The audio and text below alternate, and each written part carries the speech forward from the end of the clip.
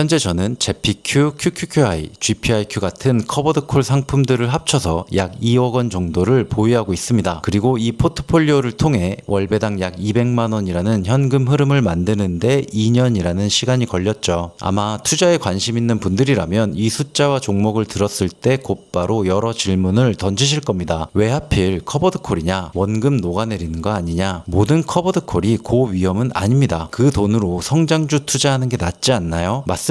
하지만 저는 아직까지는 매도 계획이 없습니다. 제가 오늘 말씀드리고 싶은 건 커버드콜이 무조건 좋다가 아니에요. 만약 제가 수십 년 뒤 노후를 준비하기 위한 배당 투자를 했다면 결코 이런 고배당 커버드콜 위주로 세팅하지 않았을 겁니다. 배당 성장주 중심으로 포트를 가져갔겠죠. 하지만 당시 저는 당장 일을 쉬게 되면서 내 일상에 바로 필요한 현금 흐름을 빠르게 확보해야 하는 명확한 목적이 있었기 때문에 그 목적에 맞춰 커버드콜이라는 상품을 적절히 활용한 것 뿐입니다. 지난 2년 동안 제가 얻은 가장 큰 자산은 월 200만 원이라는 숫자 그 자체라기보다 내 삶의 목적에 맞춰 스스로 기준을 세우고 내가 투자하는 종목이 괜찮은지 안 괜찮은지를 더 이상 남의 말에 의존해서 확인하지 않게 되었다는 점일 거예요. 오늘 영상은 내가 이 종목을 소유한 이유를 명확히 모른 채 타인의 확신에 내 소중한 자산을 맡기고 계신 분들과 나누고 싶은 솔직한 이야기입니다. 사실 저는 원래 배당주 투자를 전혀 선호하지 않았어요. 그냥 성장주에 미쳐있는 사람이었어요. 그러다 삶의 환경이 바뀌고 당장의 현금 흐름이 필요해지면서 배당주를 사기 시작한 거죠. 그런데 처음에는 배당주 투자를 계속 실패했습니다. 이거 샀다 팔고 저거 샀다 팔고 너무 스트레스 받고 안 되겠더라고요. 그래서 왜 그런가 곰곰이 생각해보니까 당시 저는 끊임없이 관련 영상과 글들을 찾아 헤매고 있었어요. 이 배당 ETF 지금 사도 될까요? 하락장인데 계속 모아가도 괜찮을까요? 지금 돌이켜보면 당시에 저는 새로운 지식이나 정보를 찾고 있었던 게 아니라 내 결정에 대한 불안감을 달래줄 타인의 확신을 찾아 헤매고 있었던 것입니다. 내가 직접 공부하고 경험하며 세운 기준이 없으니 주가가 조금만 흔들려도 불안을 견디지 못하고 계속해서 다른 사람의 괜찮다는 한마디를 들으러 다녔던 것이죠. 결국 타인의 확신을 빌려와서 산 주식은 시장이 흔들릴 때 가장 먼저 무너집니다. 아무리 유명한 전문가가 추천한 종목이라도 내 머리로 이해하고 세운 기준이 아니면 주가가 마이너스 20%, 30% 빠질 때 결코 버텨낼 수 없을 거예요. 결국 심리적 공포를 견디지 못하고 가장 나쁜 타이밍에 손절을 하고 나오게 되죠. 그러고는 역시 주식시장은 위험하다, 배당주 의미 없다라며 시장이나 추천한 사람을 탓하게 될 겁니다. 스스로 기준을 세우지 않고 남이 제시한 정답만 쫓아다닌 결과인데 말이죠. 남의 말만 믿고 따라가는 투자로는 장기적으로 흔들리지 않는 투자 시스템을 만들기 어렵다고 생각합니다. 많은 분들이 이런 고민을 하실 거예요. 배당주가 좋은가, 성장주가 좋은가, 아니면 레버리지가 답인가 라는 이분법적인 정답을 찾으려 하죠. 세상에는 무조건적인 정답 투자법 같은 건 존재하지 않다는 거 잘 아실 거예요. 단지 지금 내 삶의 단계와 조건에 필요한 투자가 있을 뿐입니다. 유튜버로 치면 배당 투자로 본인만의 삶을 잘 만들어가고 계시는 황금별님, 확실한 시스템으로 모두가 위험하다는 3배 레버리지로 엄청난 자산을 형성하신 라오원님, 슈드와 QLD 조합으로 많은 투자자들에게 영감을 준 잼투리님, 모두 다른 종목과 투자법으로 각자의 삶을 너무나 잘 살고 계시는 분들입니다. 그리고 각자의 삶에서 그 방법을 선택한 이유도 다를 거예요. 제가 중요하게 보는 건 어떤 종목을 선택했느냐 보다 왜 그 방법을 선택했고 그 선택을 감당할 수 있는 기준을 가지고 있느냐죠. 이분들이 성공한 비결은 종목이 아니라 본인만의 기준을 확실하게 가지고 있었다는 점일 겁니다. 저는 일을 쉬며 당장의 현금 흐름이 시급했던 2년 동안 월배당 200만 원이라는 시스템을 만들어 제 삶의 구멍을 메웠습니다. 그리고 그 역할이 어느 정도 완성된 지금 이제는 다시 성장주 중심 포트폴리오로 이동하려고 합니다. 배당에서 성장으로 갑자기 갈아탄 것이 아니라 삶의 필요에 따라 자산의 역할을 유연하게 교체해 나가는 것입니다. 내가 내 삶을 주도적으로 해석하고 기준을 세우지 못하면 남들이 배당주가 좋다 할 때 배당주를 사고 성장주가 흔들릴 때 성장주를 파는 악순환만 반복하게 될 거예요. 그렇다면 타인의 확신에 의존하는 투자를 끝내기 위해 무엇부터 시작해야 좋을까요? 첫째, 내 계좌의 모든 종목에 대해 소유한 이유를 말할 수 있어야 합니다. 만약 어떤 종목에 대해 남들이 많이 사길래 유튜브에서 좋다고 해서라는 이유가 아닌 자산인 스스로 설명할 수 있는 이유가 없다면 그 종목은 아직 내 자산이 아닌 것입니다. 둘째, 영상이나 뉴스를 보는 목적을 바꾸셔야 할 거예요. 정답과 확신을 구하기 위해 타인의 의견을 찾아보지 마시고 내가 세운 기준이 지금 시장의 변화 속에서도 여전히 유효한지 검증하기 위한 참고 자료로만 활용하시길 바랍니다. 셋째, 투자 결과에 대한 책임은 온전히 내 내부로 가져오셔야 합니다. 시장이 폭락했기 때문이라고 혹은 누군가 잘못된 정보를 줬기 때문이라고만 생각하기보다는 결국 그 정보를 믿고 내 돈을 투자하기로 결정한 사람은 나였다는 사실을 받아들이는 겁니다. 결과를 겸허히 수용할 때 비로소 투자자로서의 발전이 시작되겠죠. 우리가 투자를 항상 마칠 수는 없잖아요. 저 역시 앞으로 수많은 판단 착오를 겪을 것이고 손실을 보기도 할 겁니다. 하지만 더 이상 타인의 확신을 빌려와 내 소중한 자산을 위험에 빠뜨리지는 않을 거예요. 커버드콜은 쓰레기와 같은 조롱 속에서 JPQ, QQQI 같은 커버드콜로 만든 월 배당 200만 원이라는 현금 흐름은 분명 제 삶에 큰 도움을 준 고마운 자산입니다. 중간에 흔들렸다면 월 200만 원이 주는 삶의 혜택을 누리지 못했을 거예요. 앞으로도 마찬가지입니다. QLD를 장기적으로 모아가는 동안 무수한 소음이 존재하겠죠. 흔들리지 않고 제 삶으로 증명하면 된다고 생각합니다. 남에게 정답을 묻지 않고 내 삶의 필요에 맞춰 스스로 기준을 세우고 투자를 할 수 있게 된 투자자로서의 성장, 이것이야말로 지난 2년 동안 제가 얻은 가장 값진 자산이라고 생각합니다. 새로운 종목을 찾아다니기에 앞서 지금 내 삶에 어떤 자산이 진정으로 필요한지부터 스스로에게 질문해 보셨으면 좋겠습니다. 오늘도 여러분의 단단하고 주체적인 투자를 진심으로